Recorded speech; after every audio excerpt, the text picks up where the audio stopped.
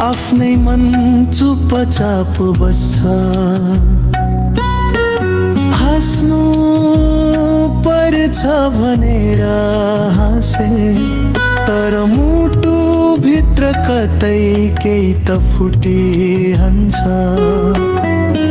सबैले ठिक छ सुन्छन्, तर कसैले आँखाको भारी देख्दैन। जीवनका लाखौं भिडभाडमा पनि आफ्नै मन कहाँ भेटिन्छ।